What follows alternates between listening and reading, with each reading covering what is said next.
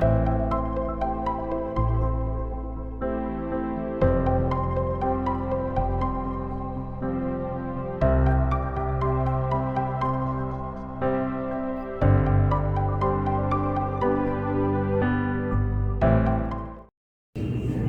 my name is Harman. I did my Bachelor's of Technology in Civil Engineering back from Cochin University of Science and Technology in Kochi in the year of 2022. Now, after that, I wanted to shift my career into some more technical place, passing out after such a gap.